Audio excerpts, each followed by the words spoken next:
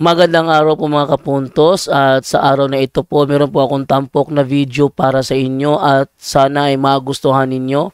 Kaya sa mga bago pa po sa aming channel, please po don't forget to hit the subscribe button at ang notification bell para maging notified kayo sa bawat video na ilalabas ko sa channel na ito. At bilang kahilingan po ng punto por punto team at naway maintindihan po ninyo, sana po wag nyo pong i-skip yung mga ads sa aming mga video.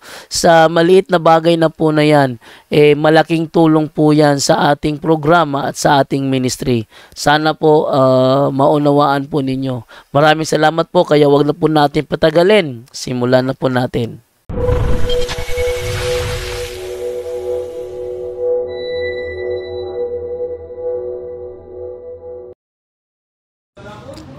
Hello mga kapatid, kumusta po kayo? Relive po tayo ng saglit, no?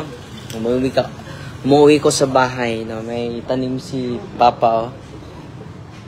Batong. So ngayon, nagbabasa ako ng spiritual warfare, spiritual combat sa mga sayings ng mga santo, no? Dahil sila yung nauna at nagwagi na sa buhay na ito. Nandun na sila sa langit, no? So, pasalamat tayo sa mga santo na ating babasahin ngayon, yung mga sayings nila. Itong mga sayings nila ay makalawak sa ating isipan sa sa pagmulat sa ating mga mata. The reality of evil, mga kapatid. So, may bisita ako ngayon, yung yung pinsan natin na isang judge, no? Si Judge Lailani Gitcano. So, naghihintay tayo ngayon sa kanya, no? So,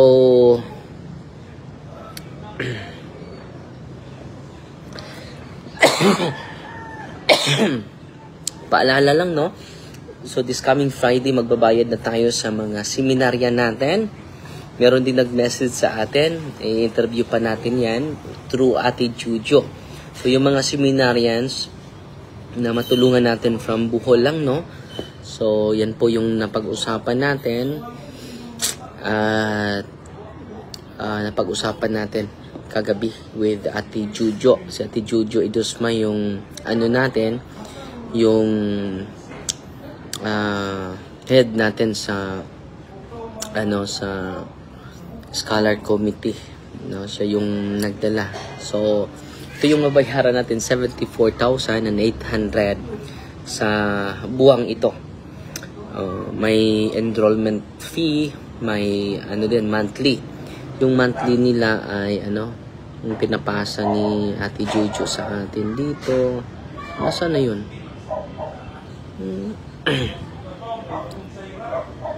Hindi pala napasa ni Ate Jo. So, 10,000 yung monthly nila. Ngayon lang sa full, pero yung iba ay allowances lang yung tinutulong natin. Hindi talaga full, no? Dahil meron na silang benefactor. So, ito yung isi-share ko sa inyo, mga kapatid. Sabi ni Saint John Paul II, santo na, no? Satan has all the skill in the world to induce people to deny his existence in the name of rationalism and of every other system of thought which seeks all possible means to avoid recognizing his activity. So ito talaga yung yung paraan ng demonyo. Hindi gusto niya na ma-recognize Hindi niya gusto na ma-recognize yung mga presensya ng mga demonyo. Dahil kung hindi natin siya i-recognize, so hindi tayo aaral patungkol sa kanya, no? So gagamitin natin to deny his existence, gagamitin sa mga philosopher, rationalism, and of every other system of thought which seeks all possible means to avoid recognizing his activity. Yan po ang katotohanan, no? Yan po ang sabi ni Saint John Paul II, no? yung bago natin na santo na Santo Papa, mga kapatid.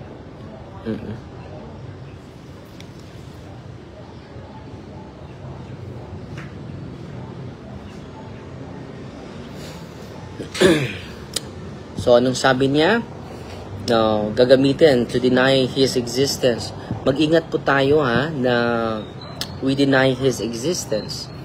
Kung ay deny natin yung existence ng demonyo, ay nasa hawak na tayo niya, no? Sabi ni Pope Paul VI, ito po yung sabi niya. Nandito po ito sa chapter 9 sa Exorcist Volume 2 ni Father Francisco Siqueira, idol natin, mentor natin sa Ministry of Exorcism. Sabi niya, evil is not merely a lack of something, but an effective agent, spiritual being, perverted and perverting, a terrible reality, mysterious and frightening. It is contrary to the teachings of the Church to refuse to recognize the existence of such reality. So, si Pope Paul VI na ito nang nagsasabi, mga kapatid, kung i-deny natin ang kanyang existence, no, it is contrary to the teachings of the Church. Yeah, it is contrary to the teachings of the Church.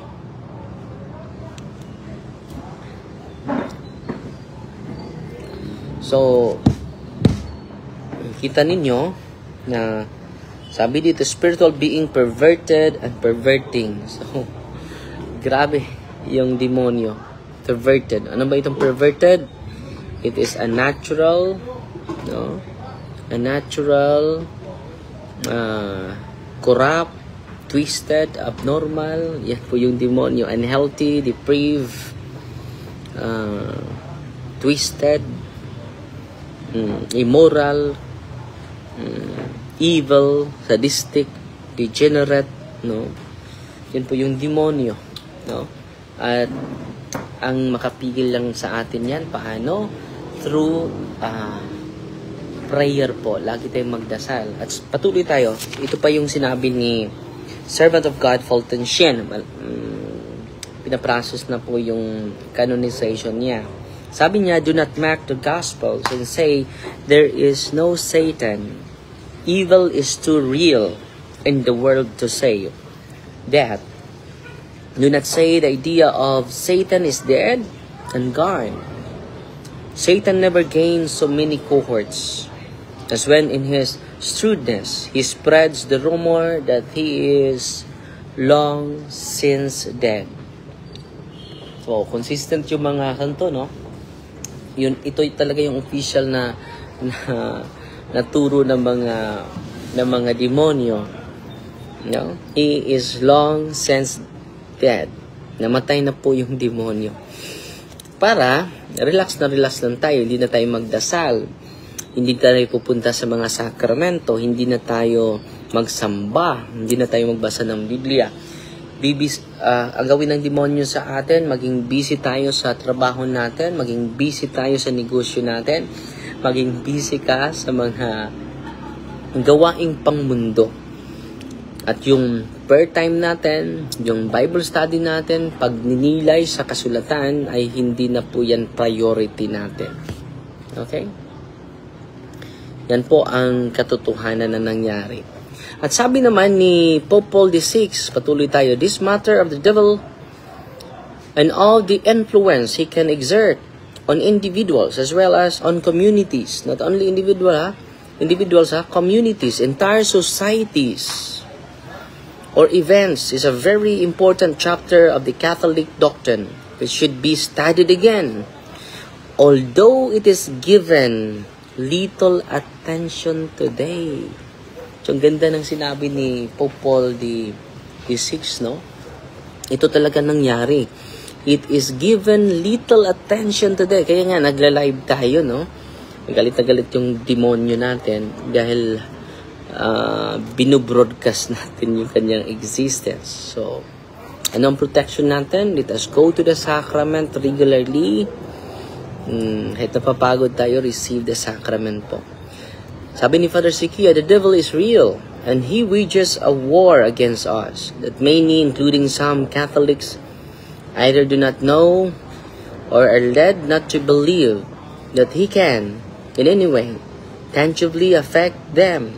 This is the great deception of the devil, which causes so many of us to take for granted the vulnerability of our souls. So, totoo na nakapagira tayo sa ating kaaway, no? At isa lang yung kaaway natin, demonyo, no? So, pwede niya ma-influence individuals, communities. May grupo na kayo na satanista, di ba? At meron akong pasyente, isa na membro sa satanista, during exorcism, lumutang, no? At yun ang nangyari mga kapatid, no? Satanista pala. He can influence communities, groups, societies, no? Or events. Grabe yung demonyo. The chief of all the enemies summons innumerable, sabi ni Saint Ignatius of Loyola, demons and scatters them, some to the city and some to another, throughout the whole world, so that no province, take note ha, no province, no place, no state of life, no individual is overlooked. Oh, bising-bising yung demonyo. He goes around to lay snares for men, to seek to chain them, para maging maging slave tayo sa kanyang paraan. Maging slave tayo sa kanyang gusto, no? So no place, no province, no state of life, no individual is overlooked. So grabe, maganda tong reflection ni Saint Ignatius of Loyola, no? So anong gawin natin? Lagi tayong magdasal, no? Just a moment, a period of prayer, kinakailangan. 2 minutes, 5 minutes. So magdasal ka lang. Stop, look, and listen. Dahil sa atin ay lagi tayong busy. Lagi tayong may ginagawa eh. So ang gawin natin, let us stop and give an ample moment of prayer and reflection, lalo-lalo na before you start your day. Before you start your day. Yan ang pinaka-importante, yan ang pinaka-essential mga kapatid. He goes around to lay snares for men, mga trap po, para matrap tayo sa kanyang paraan. To seek, to chain them. So para maghapos tayo lahat mga kapatid. At kung maghapos na tayo, hindi makontrol na tayo niya, no?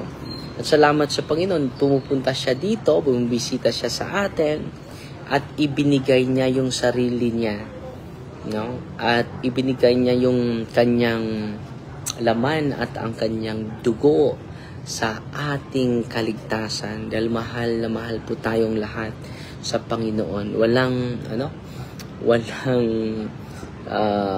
palakasay system sa Kanya. Lahat tayo, equal yung pagmamahal ng Diyos sa atin.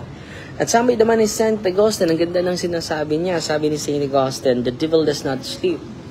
Hindi natutulog yung demonyo. Before going to sleep, dapat mag-prayer tayo. Bakit? Hindi natutulog ang demonyo. I-seal mo yung lugar mo, i-seal mo yung kwarto mo, in the name of Jesus, I break the seal, para hindi ka makapanaginip ng masama. Pwede tayo atakihin ng ating kaaway, ang demonyo, sa pagtulog natin. Dahil hindi natutulog, the devil does not sleep. But works hard to make you lose your soul. Yun ang sabi ng demonyo, ni Saint Augustine. Will you then continue to rest when your eternal salvation is at stake? So anong gawin natin? Let us continue pray. Let us continue have meditation and contemplation to the Word of God. Yan ang isa sa mga dapat nating gawin. Si Saint Angelica Mericher, sabi niya, remember that the devil never sleeps, but seeks our ruin in 1,000 ways. So, dapat gagawin yung hindi matutulog yung demonyo at gagamitin niya lahat to ruin us, no? To ruin us. Christian Candar, iampo ko, musulod ko sa seminary school sa San Carlos. Oh, wow, ang ganda niyan. Praise the Lord. Patuloy kapatid ha. At ibibigay mo yung sarili mo sa affirmation. Marami kang matutunan sa loob ng seminaryo. Be positive lang always. If one does not take seriously the reality of the devil as Jesus himself and the saints of God did, the devil will be able to gain easy access to the spiritual, intellectual, emotional, psychological, physical, as well as the material and relational dimension of our lives. So kung hindi natin siseryosoin ito mga kapatid, no? Anong mangyari? No? The devil will be able to gain easy access to spiritual, not only spiritual, intellectual, emotional, psychological, physical, as well as material and relational dimension of our lives. He would then cause mayhem and destruction, not only in individual lives, but also in entire communities and societies.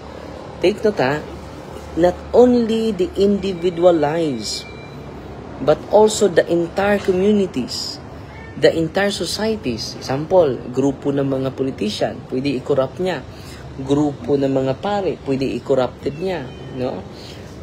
Pwede yung religious organization, pwede niya i-corrupted. Not only the individual lives, but also the entire communities. No? The entire societies, the entire church, pwede niya ma-influence. If one does not take seriously the reality of the devil, as Jesus himself and the saints of God did, the devil will be able to gain easy access to all of us. Spiritual, intellectual, emotional, psychological, physical, material, or relational dimension, not only individual, as well as communities and societies. Hindi basta-basta, no? So, kailangan natin ng magdasal lagi, na hindi lang sometimes, no? Magdasal lagi. Okay? So, yun lang sa po muna yung isi-share ko sa inyo. Lastly, ito sinabi ni Saint Leo the Great. This is the time when throughout the world, the Christian battle line must combat the raging devil. Now is the time to be equipped in spiritual arms and arouse by the heavenly trumpet to enter the battle. So, digmaan talaga to. Hindi to basta-basta. So, let us continue praying and let us consecrate our mind, our heart to the Lord alone. Amen. Salamat yayo oy, nanood sa atin si Elizabeth Malinaw Tapia, watching from Iligan. So, may sumasalubong sa akin kanina dun sa Lila. Papunta kami kay Father Arnold Baura. Happy birthday, Father Arnold, 53 years old. Sa invitation, maraming mga parokyano na doon. Doon kami sa Panggangan, Kalapi. No? Si LGN Bisas Hayuma nagpadala sa atin ng 100 stars. At si Gina Apatan Dinukot, 50 stars. Maraming salamat po. At Fighting Maria Tatak Safety with a humble heart. In the name of the Father, and of the Son, and of the Holy Spirit. Amen. Our Father, who art in heaven, hallowed be the name. The kingdom come, the will be done on earth as it is in heaven.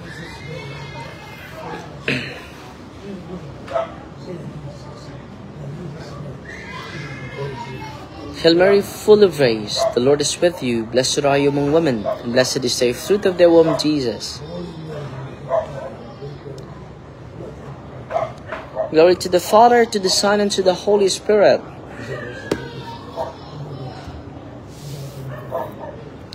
Glory to the Father, to the Son, and to the Holy Spirit.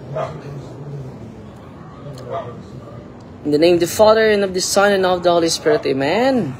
Fighting Maria, Tatak sa FD with a humble heart. God bless.